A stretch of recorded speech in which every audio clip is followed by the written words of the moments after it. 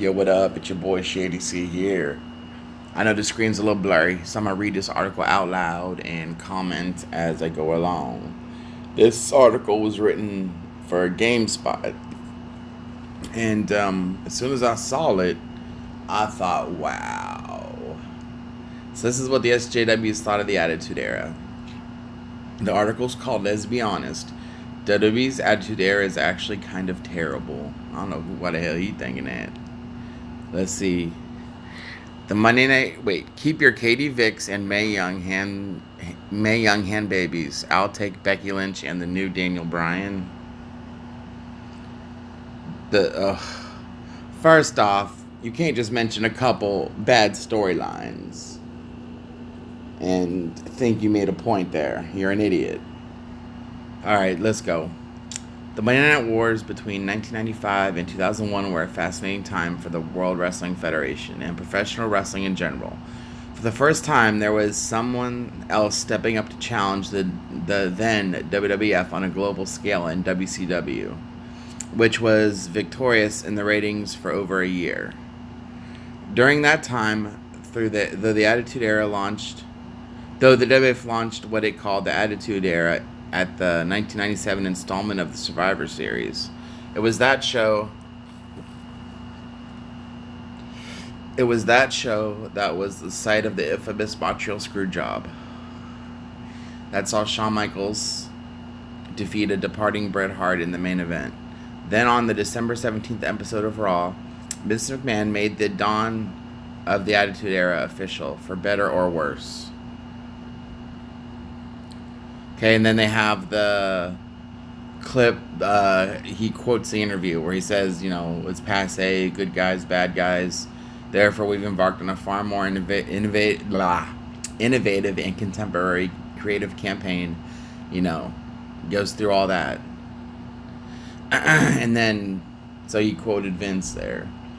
While he was throwing around words like invigorating and exemplarious to sound professional, the message was clear. Attitude, whatever that means, was here to stay. Fortunately, it wasn't here to stay, but with it came breakout superstars like Stone Cold Steve Austin, The Rock, DX, Mankind, and so much more. These characters were WWE's creative direction. These characters and WWE's creative direction certainly helped the company rebound in the fight against WCW. Exactly. Getting more risque, getting more sexual, getting more violent is what helped WWE win the war against WCW. But re-examining it, I was throwing in my opinion there. That wasn't what the article says. But re-examining it, it's hard to have fond memories about the Attitude Era. Why? Well, because it was mostly awful, especially compared to today's professional wrestling standards. He sounds like a snob. Today's standards are so lofty. Yeah, and ratings are at an all-time low. Bite me. All-time low. So it seems like, for most of America, if they had to pick between glorious professional wrestling or smut, we'll take smut. It's easy to look back at that period between 97 and 2002 as the best in the company's history. It was the best. It was certainly the most popular for a reason in terms of mainstream acceptance of professional wrestling. In hindsight, though, it's a bit surprising to me. It is surprising to me what this was. It's a bit surprising to me what I'm trying to make sense of it because it doesn't make sense. It's a bit surprising to me what this was the era that helped WWE come out of a downward spiral and reestablish their dominance. Really, it's surprising to you? Dude, sex sells. And this is written by a guy. I'm telling you, these white knight SJWs, they're like on a whole nother level of either gay or trying so hard to be sticking up for the women they think it's going to help them get laid. Anyways, after all, someone thought the character Beaver Cleavage, a lewd character based on the TV show Leave It to Beaver, that also lusted after his mother, was a good idea. It was an interesting storyline, I won't lie. It was interesting. This was before Beaver was christened Chaz, by the way, in an equally stupid attempt to get the former headbanger Mosh over. These SJW fans are fucking horrible. He probably didn't even watch back then. He's probably one of the newbie fans. I can't stand people like that. There was a few horrible moments, like Yamagachi-san screaming, "I choppy choppy your pee-pee," before taking a swing at Val Venus with a sword. Those are the types of things nobody ever wants or needs to see. Are you kidding me? That Val Venus Yamaguchi-san storyline was amazing. Val was trying to get with his wife. That was awesome. It's like real life. People, see, the thing is, the Attitude Era was like an exaggerated look at real life. This shit happens. People cheat on each other, unfortunately. But it was an interesting storyline. I don't like... Wait, no. Let me do the snob voice. I don't like interesting. I like boring and good wrestling. Lance Storm even made a comment about that the other day on his podcast. He said, yeah, you need storylines, though. That's what the indies are missing, is good, entertaining storylines. Yeah, what good is great wrestling? It's a fixed show. It's not real. So what good is the fixed storyline, fake matches, without the entertaining storylines to go along with it? Anyways, where was I at? Those are the types of things nobody ever wants or needs to see. In the Attitude Era, there were fairly common occurrences. From Mae Young giving birth to a hand to the Big Boss Man being hanged by the neck inside the Hell in a Cell cage. The WWF's goal to be edgy and, in Vince McMahon's own words, innovative, instead led to crass and cringeworthy moments that are a pox on the company's high-profile era of the late 90s. Dude, these the actual horrible moments were few and far between, man. And that's before you take the divas into question. Oh, God. Here comes the white knighting hardcore. Let's see what he says. The Attitude Era was the reign of putting bowl matches. Then they were fun. They were fun to watch. And men who were straight or even bisexual that had working penises enjoyed watching it. Mr. McMahon making divas strip to keep their jobs, and the ultimate low light for women's wrestling in that era, the bra and panties matches. Okay, look, I figured it out. It's not necessarily he's a white knight, he's gay, which is okay. Nothing wrong with being gay. But don't run down what I like because you don't like it. And in which the goal is to simply rip off your opponent's clothes. Again, to reiterate, I believe the author of this article is gay. There's nothing wrong with that. It's so okay with being gay. Gay, lesbian, bisexual, transgender, it's all good. All good. All positive and all love. But at the same time, don't run down bra and panties matches just because you're gay. Anyways, in 2019, when women have their own Royal Rumble... Yes, in the Royal Rumble last year, the Women's Rumble was boring. Everyone said it was boring. They couldn't even throw them over the top rope. It seems incredible possible? You mean incredibly possible? Again, this guy came in right. It seems incredible possible the Raw Women's Championship match will headline WrestleMania 35. But women's wrestling still isn't that fucking great. Looking back on the Attitude Era is tough. While it slowly got better, thanks to the likes of Trish Stratus, Lita, Molly Holly, and their peers. Oh, and by the way, all of those women competed in bra and panties matches, asshole. And their peers, so much of the Attitude Era's treatment of female superstars is embarrassing. I don't think they were mad at the money they were making, dude. It's the epitome of programming for a hormonal teenage boy, and it has not aged well at all. It's the epitome of programming for a man. I know. In 2019, I had to remember the new year, it's considered wrong to have a working fucking penis. It's considered wrong to have hormones. Yo, in fact, I wanted to mention this too, just as a side note. Listen here. That Gillette ad, there was a scene, I didn't notice it, but someone else in a YouTube video mentioned it, where a guy sees a hot chick, and he's getting ready to go, hey, talk to her, spit some game at her. And his friend's like, yo, not cool. What, now it's not okay to approach women? They're holy. They're so holy we can't even go and talk to them? Yeah, see, this is where the far left's going to lose. The dumb fucks don't understand it. They're going to get Donald Trump reelected. Anyways, back to the article. It wasn't just the women's division and mid-card talent. Raise a hand if you remember Naked Midian. That was funny. Again, funny and entertaining. You like real wrestling. I like my real scripted fake wrestling to be serious. Right? That were the victim of being driven by such absurd content on Raw and SmackDown, though. The garbage regularly infected the main event. Yes, the Attitude Era gave us memorable moments like Steve Austin's beer bath and the debut of Chris Jericho. Seems like this guy... Again, I read the name in the article. I'll go back after and tell you the actual name of the guy who wrote the article, too. However, it also assaulted audiences with the likes of DJ X wearing blackface to imitate the Nation of Domination. That storyline was funny.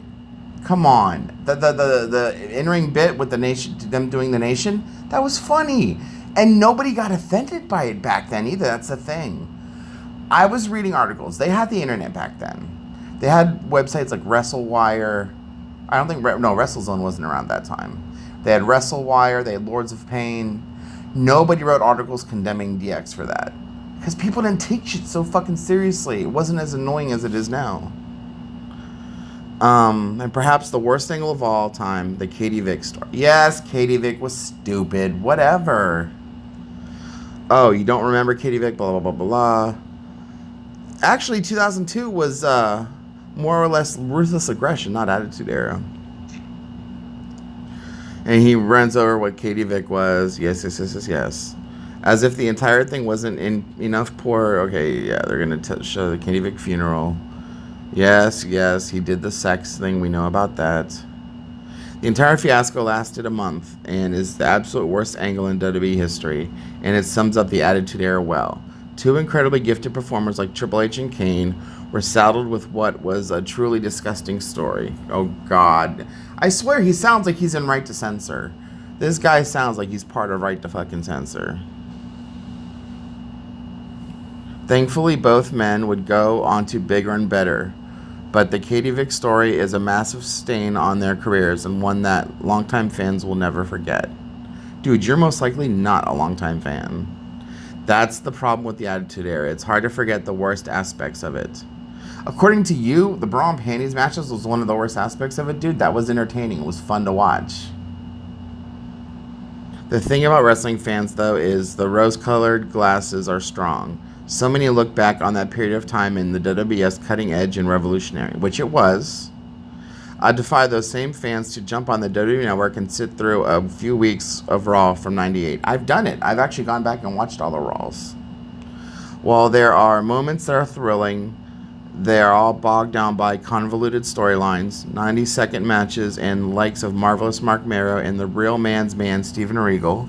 Both entertaining characters. Again, today's fan wants to treat wrestling like it's real while knowing it's fake. I don't mind that. When you're involved in the match, you get into it.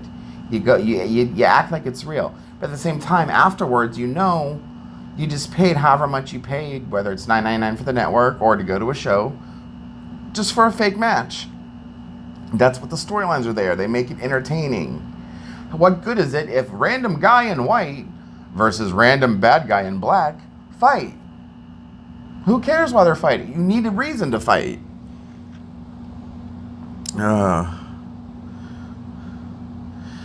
If I'm being honest, the Oddities theme song remains a total jam. Yeah, that was a good song.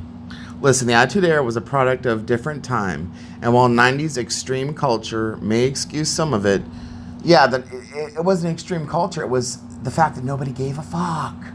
Nobody was so easily offended.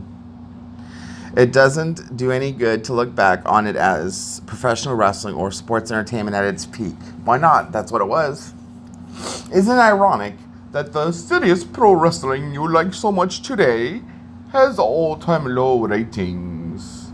Yeah, the core loves it. The core sold out all in. The core sold out all in. The indie mark sold out all in. WrestleMania still sells out. But I'll tell you what, if they went full on, forget TV14, TVMA, and forgot all the PC crap, ratings would be through the roof again. But anyways, let's go back to the article.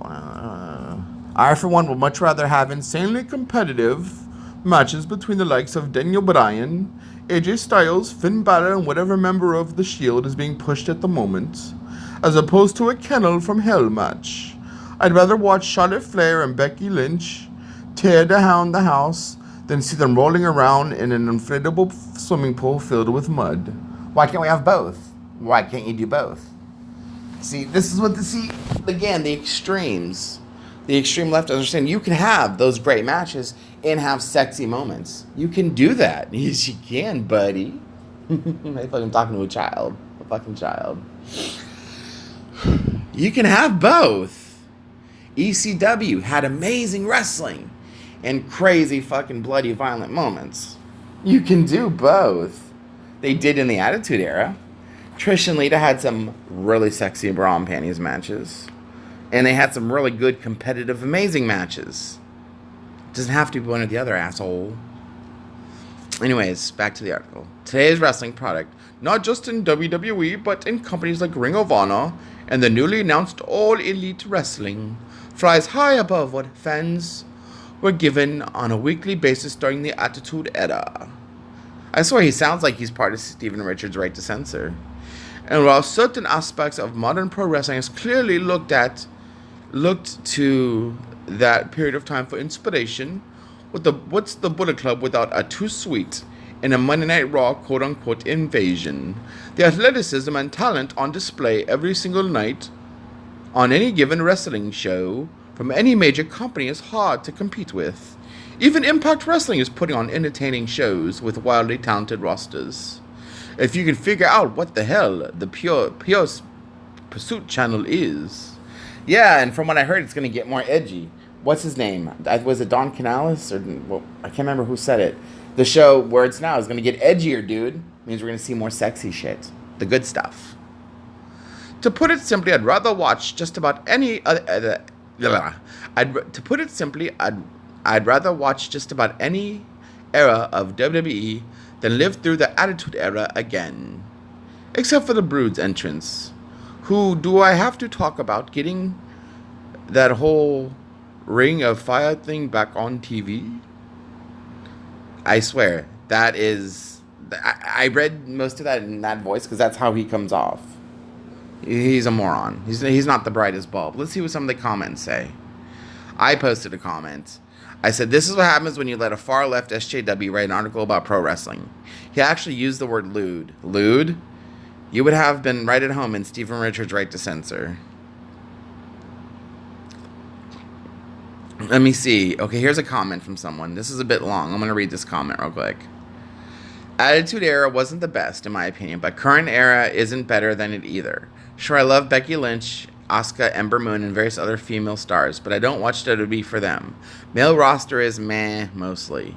And praising someone like Daniel Bryan, I mean, the guy is good, but still, his biggest selling point was being an underdog, and now every other star is underdog to him.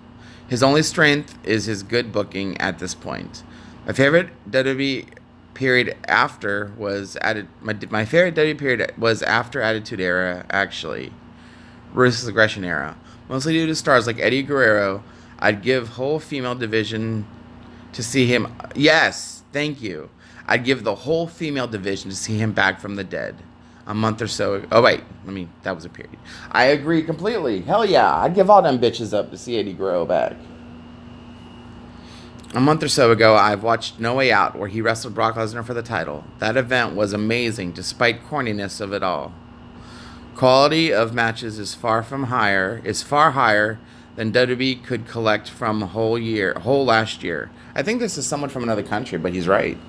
And in fact, the best thing about WWE now is NXT. And sadly, thanks to horrid booking, all NXT stars get buried in main roster. He's right. He's right.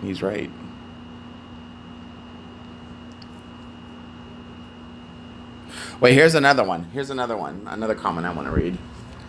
It's so funny listening to people say that the quality of matches these days is better.